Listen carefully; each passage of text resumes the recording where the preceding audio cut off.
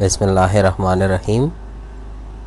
Students, आज हम बात करेंगे नर्वस सिस्टम की जो बेसिक यूनिट है, यानी ये जो स्क्रीन है, एक minute, neuron the structural and functional unit of the nervous system. और हमारा जो नर्वस सिस्टम बना है उसकी जो यूनिट है वो है न्यूरॉन। यानी देखिए आप, हमारी पूरी बॉडी जो बनी है वो सेल्स से बनी है, और आर्गन जो बने हैं वो डिफरेंट सेल से बने हैं। वो भी जैसे लिवर है तो ये अपने किस्म के सेल से बना है, इस तरह लंग्स हैं तो वो अल्वेलाई से बने हैं, वो उसके अपने किस्म के जो है स्ट्रक्चरल एंड फंक्शनल यूनिट है अल्वेलाई। ठीक है, मिलियंस ऑफ अल्वेलाई जो हैं वो मिलते हैं तो तब जाके लंग्स बनते हैं। इस तरह ट्रिलियंस ऑफ न्यूरॉन्स जब मिलते हैं तो हमारा जो ब्रेन है वो बनता है, नर्वस सिस्टम बनता है हमारा। स्पाइनल कार्ड भी आता है इसके अंदर, क्योंकि सेंट्रल नर्वस सिस्टम की अगर मैं बात करूँ तो ये तमाम इन्फॉर्मेशन जो है ये न्यूरॉन के बारे में है, यानी हमारा ब्रेन जिस चीज़ से बना है। ठीक है, तो अब न्यूरॉन का जो ये डायग्राम है, इसमें मुख्तलिफ़ हिस्सों के मुख्तलिफ़ नाम हैं, उनके अपने अपने काम हैं, तो इनको हमने सीखना है। जिससे यहाँ पे है पार्ट 1 में है डेंड्राइट। तो ये जो ब्रांचेस हैं ट्री लाइक, ये तमाम फैली हुई जो ब्रांचेस हैं इनको कहा जाता है डेंड्राइट्स। तो डेंड्राइट्स जो है ना, ये दूसरे न्यूरॉन से मैसेज को रिसीव करते हैं। यानी मैंने आपको कहा ना कि हमारे ब्रेन के अंदर ट्रिलियंस ऑफ न्यूरॉन है, तो इतने न्यूरॉन जब हैं तो एक न्यूरॉन दूसरे न्यूरॉन को मैसेज देता है, उनको कहा जाता है न्यूरोट्रांसमीटर। बहरहाल एक न्यूरॉन दूसरे न्यूरॉन को मैसेज दे रहा है, तो वो मैसेज जब एक न्यूरॉन से निकलता है तो वो आता है इस जगह पे नेक्स्ट न्यूरॉन के बाद, और निकलता इस जगह से, एक्सॉन टर्मिनल उसको कहते हैं। तो यहाँ से मैसेज रिलीज़ होता है, इसके बाद नेक्स्ट न्यूरॉन होता है उसकी तरफ जाता है, और नेक्स्ट न्यूरॉन के कौन से हिस्से की तरफ जाता है उसको कहते हैं डेंड्राइट। तो डेंड्राइट वो पार्ट है न्यूरॉन का जो कि दूसरे न्यूरॉन से मैसेज को गेन करता है, रिसीव करता है। तो ये एक पार्ट हो गया, इसको आपने याद रखना है, ये ब्रांचेस लाइक जो स्ट्रक्चर है। ओके, नेक्स्ट है सेल बॉडी। ठीक है, तो ये जो है सेल बॉडी, और ये आप जानते हैं कि इसके अंदर हमारे पास माइटोकॉन्ड्रिया, एंडोप्लाज्मिक रेटिकुलम, राइबोसोम्स, ठीक है, ये तमाम चीज़ें होती हैं। और इसके अलावा आप देख लें तो ये इसका हिस्सा है न्यूक्लियस। तो न्यूक्लियस जो है ये भी इसमें, क्योंकि हर सेल के अंदर न्यूक्लियस होता है, अगर वो यूकैरियोट है तो ट्रू न्यूक्लियस होता है उनके अंदर। तो वो तो न्यूक्लियस की बात करेंगे, लेकिन हम बात कर रहे थे ना सेल बॉडी की। सेल बॉडी क्या काम करता है कि organises and keep the cell functional, यानी सेल के अंदर जो फंक्शंस परफॉर्म होते हैं वो इस सेल बॉडी की वजह से होते हैं। इस पूरे न्यूरॉन के अंदर जो काम हो रहा है, क्योंकि देखिए न्यूरॉन को चाहिए होगी एनर्जी काम करने के लिए ना, तो वो एनर्जी एटीपी जो है वो इसको सेल प्रोवाइड करेगा, सेल का जो माइटोकॉन्ड्रिया है। ठीक है, mitochondria is the power house of the cell. इस तरह राइबोसोम्स होंगे जो कि प्रोटीन्स को प्रोड्यूस करेंगे। तो ये तमाम जो फंक्शंस जो सेल के अंदर होते हैं नॉर्मली, वो ये सेल बॉडी जो है वो करवाती है। तो न्यूरॉन के अंदर सेल बॉडी जो है वो ये काम करती है। इसका दूसरा नाम होता है सोमा,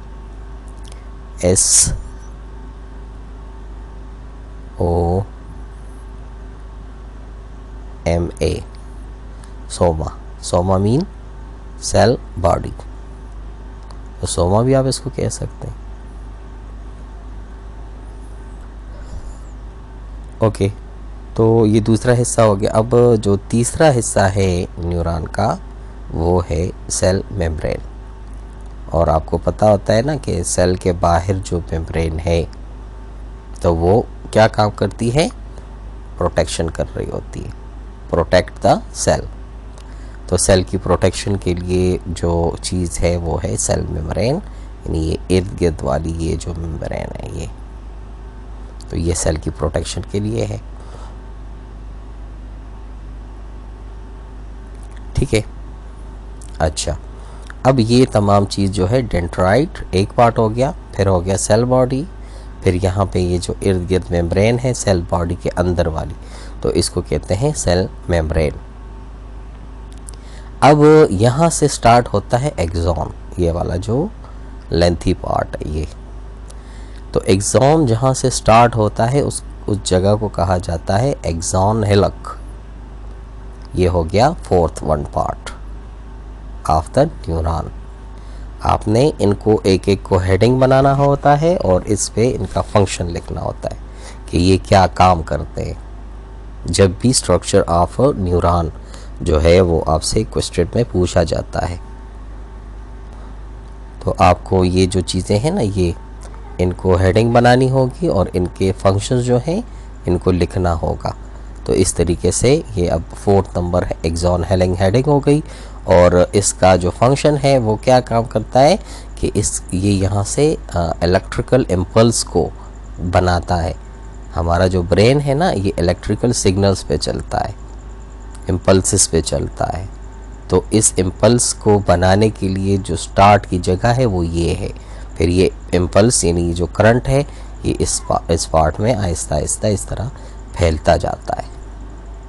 ठीक है, तो इस तरीके से हमारा जो ब्रेन है वो काम करता है। सेंट्रल नर्वस सिस्टम जो होता है ये इसी तरीके से काम करता है सिग्नल के। तो ये सिग्नल्स जो इम्पल्सेस हैं यानी इलेक्ट्रिकल सिग्नल्स जो है ये बनना का इसके बनने का जो प्रोसेस होता है ये स्टार्ट होता है एक्सॉन हेलिक से। ठीक है, अब फिर मैं चलें इस पार्ट की तरफ। ये न्यूक्लियस है, मैंने आपको बता दिया, ये सेल बॉडी के अंदर होता है। और न्यूक्लियस में आपको बताते हैं डीएनए होता है, क्रोमोसोम डीएनए। तो वो अपना जो है काम करके जीन्स बनाते हैं, प्रोटीन्स बनाते हैं। इनकी अपनी एक स्टडी है क्रोमोसोम एंड डीएनए के चैप्टर में हम फिर पढ़ेंगे कि क्रोमोसोम डीएनए जो है ये कैसे काम करते हैं। ठीक है, बहरहाल ये क्या काम करते हैं कि कंट्रोल द एंटायर न्यूरॉन। देखिए, जो मेन एक्टिविटी होती है ना किसी भी ऑर्गन की, तो वो उसके न्यूक्लियस के अंदर जो सेल है, सेल के अंदर जो न्यूक्लियस होता है उसकी वजह से वो कंट्रोल हो रही होती है। सो nucleus is the controlling centre.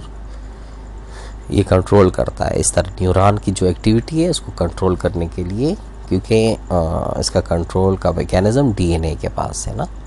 Okay, चलिए मैं बात ये कर रहा था कि ये जो एक्सॉन हेलिक है इसके बाद ये जो ट्यूब स्टार्ट हो गई है फ्रॉम बिगिनिंग टू एंड यहाँ तक, तो इस जगह को, इस पूरी ट्यूब को कहा जाता है एक्सॉन। ये हो गया पार्ट नंबर 6। अब एक्सॉन के ऊपर मुख्तलिफ जगह हैं फिर। ठीक है, इस एक्सॉन का फंक्शन क्या है कि it transfer the signal to the other cells and the organs. ये दूसरे सेलों को और दूसरे ऑर्गन्स को सिग्नल पास करता है, इलेक्ट्रिकल सिग्नल। जो सिग्नल यहाँ पे बनाए एक्सॉन हेलिक जो सिग्नल बनाता है उसको फिर पास जो है कौन करवाता है, एक्सॉन। दूसरे सेलों को और दूसरे ऑर्गन्स को ये पास करवाता है। तो इस तरीके से ये काम करता है ये एक्सॉन। ये इसका फंक्शन हो गया। अब एक्सॉन के ऊपर जो है अब आपको ये ब्लू कलर के ये नज़र आ रहे हैं ये। ठीक है, इनको कहा जाता है श्वान सेल्स। ठीक है ना। तो इसका काम क्या है कि ये प्रोड्यूस करते हैं मेलियन शीट को।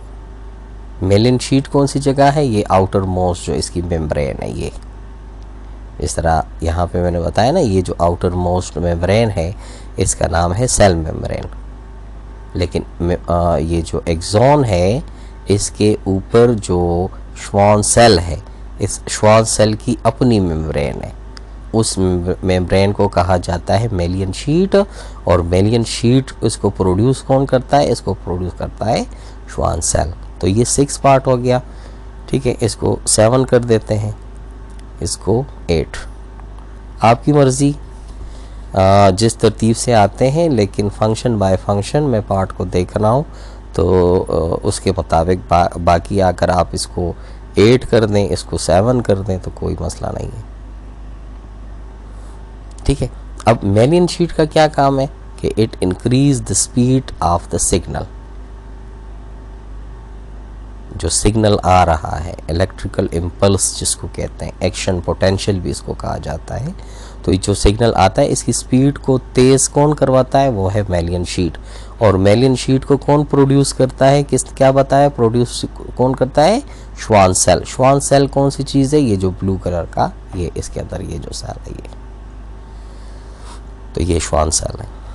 ठीक है बच्चे, अब देखें ये एक श्वान सेल हो गया, ये दूसरा श्वान सेल है, तो इसके बीच में जो ये जगह है, ये पार्ट आप देख लें, ये पार्ट इस तरह, ये पार्ट इस तरह, ये पार्ट, तो ये जो है ये क्या काम करता है कि ये इसका नाम पहले सीख लें, फिर काम इसका बता रहा हूँ।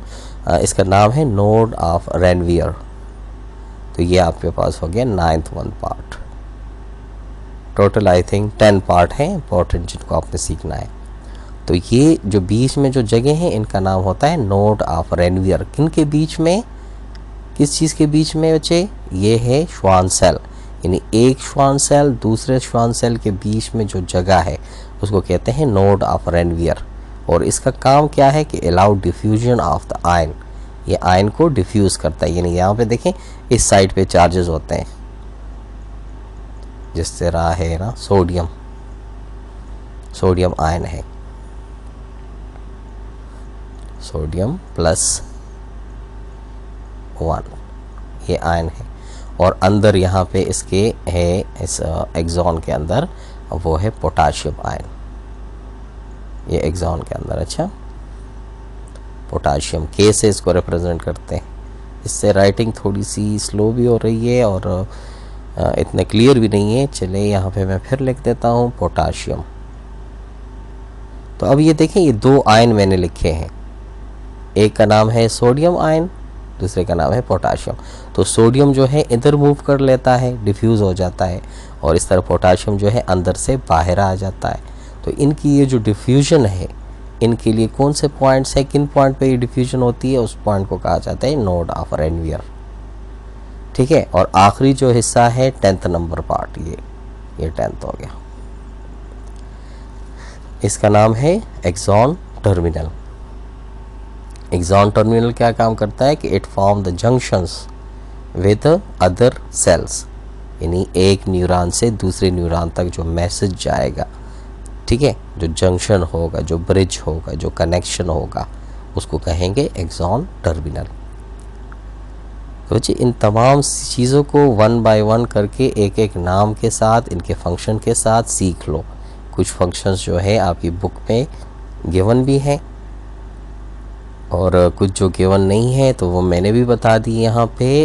इन तमाम हिस्सों के अपने अपने नाम हैं और फंक्शंस हैं, ठीक है, तो इनको याद कर लें आप।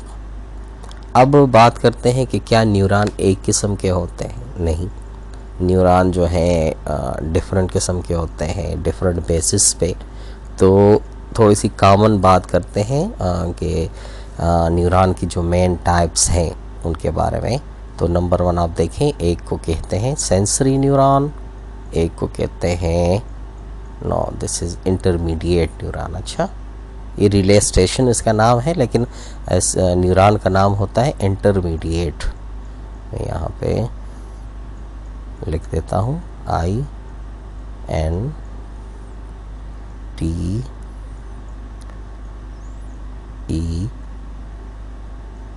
INTER, इंटरमीडिएट,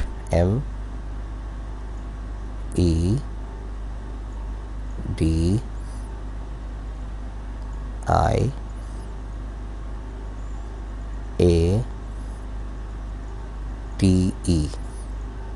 ये बता रहा हूँ साथ साथ, अगर पहले नज़र सही ना आए तो चले बताने से क्लियर हो जाएगा। तो ये जो न्यूरॉन है इसको मिक्स न्यूरॉन भी कहा जाता है, एसोसिएटिव न्यूरॉन भी कहते हैं, इंटरमीडिएट न्यूरॉन भी कहते हैं। 3 नाम है इसके, associative neuron, intermediate neuron, mix neuron, और ये जो है ना रिले न्यूरॉन भी कहलाते हैं।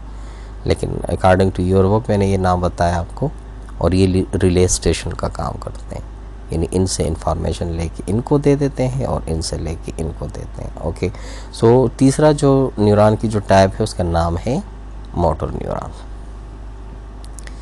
अब देखें इसको, ये क्या काम करता है सेंसरी न्यूरॉन, कि ये रिसेप्टर से मैसेज ले जाते हैं सेंट्रल नर्वस सिस्टम की तरफ। यानी जब हमारा हाथ किसी चीज़ से टच होता है तो जो स्किन है, स्किन ये रिसेप्टर हो गया।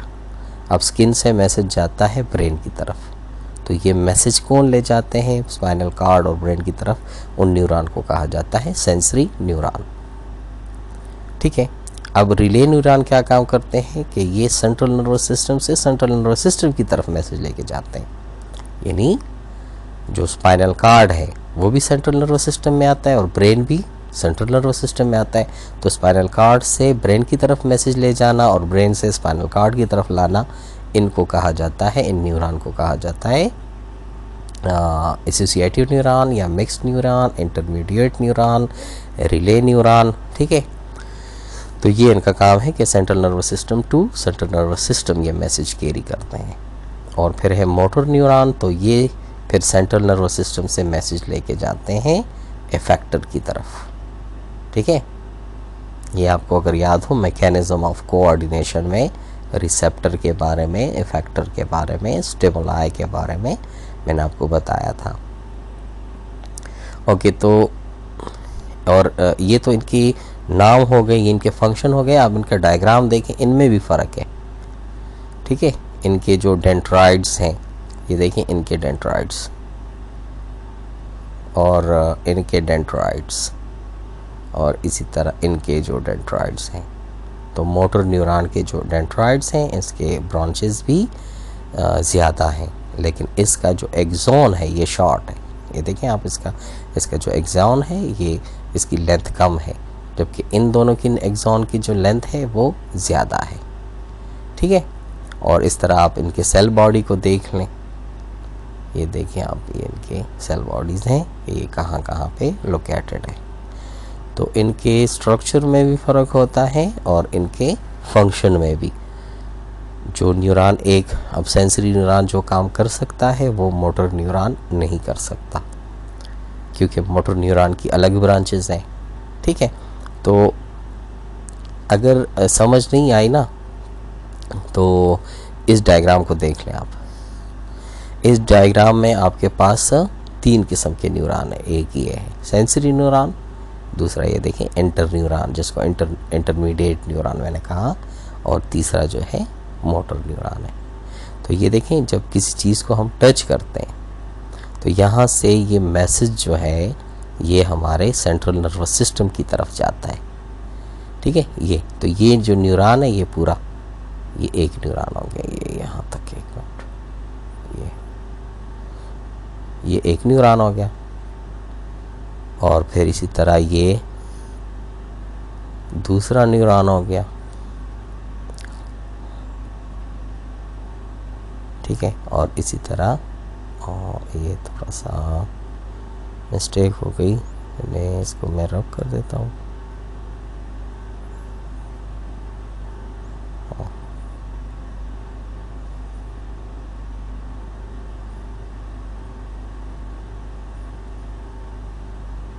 ओके, चले अभी ठीक हो जाएगा। ये देखें, ये मैं न्यूरॉन को इनक्लोज कर रहा था, तो ये दूसरा न्यूरॉन है, इसके साथ में थर्ड भी मैंने जो है क्लोज कर लिया।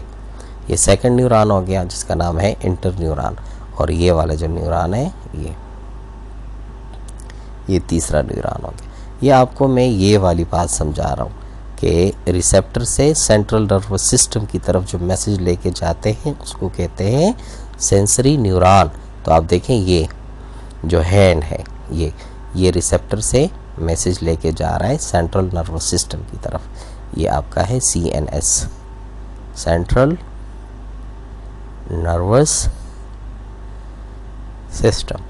तो रिसेप्टर से मैसेज लेके गए सेंट्रल नर्वस सिस्टम यानी स्पाइनल कॉर्ड, तो फिर सेंट्रल नर्वस सिस्टम से फिर मैसेज जाएगा सेंट्रल नर्वस सिस्टम की तरफ यानी ब्रेन की तरफ, और इसी तरह जब ब्रेन इस पर सोचेगा तो फिर ये वापस भी भेजेगा। तो इस किस्म के न्यूरॉन का जो काम है ये किसका है, ये इंटरमीडिएट न्यूरॉन का है, इंटर न्यूरॉन का है, एसोसिएटेड न्यूरॉन का है। और थर्ड वन जो न्यूरॉन है ये क्या काम करता है कि ये सेंट्रल नर्वस सिस्टम से इफेक्टर की तरफ मैसेज लेके जाता है। अब आप देखें ना ये वाला ये डायग्राम, ये सेंट्रल नर्वस सिस्टम से मैसेज लेके जाते हैं इफेक्टर की तरफ, तो उनको कहते हैं मोटर न्यूरॉन। तो ये आपके पास मोटर न्यूरॉन हो गए ये वाले, ठीक है ना। तो इस तरीके से आप समझ, बाकी जो है तमाम के अंदर सेल बॉडी जो है, न्यूक्लियस है, मैलियन शीट है, एक्सॉन है, एक्सॉन टर्मिनल है, नोड ऑफ रेनवियर है, ठीक है, डेंड्राइट हैं। तो ये तमाम बेसिक स्ट्रक्चर इन तमाम का सेम है, डिफरेंसेस भी हैं और लिटिल बिट फ़र्क भी है, लेकिन बेसिकली नाम जो है वो सेम है, ठीक है बच्चे। तो इन पे प्रैक्टिस कर लें। ये जो न्यूरॉन है ये हमारा ब्रेन और स्पाइनल कार्ड न्यूरॉन से बना होता है, सेंट्रल नर्वस सिस्टम का ये स्ट्रक्चरल एंड फंक्शनल यूनिट है, इसको सीख लें। सो इंशाल्लाह सी यू बाय टुमारो।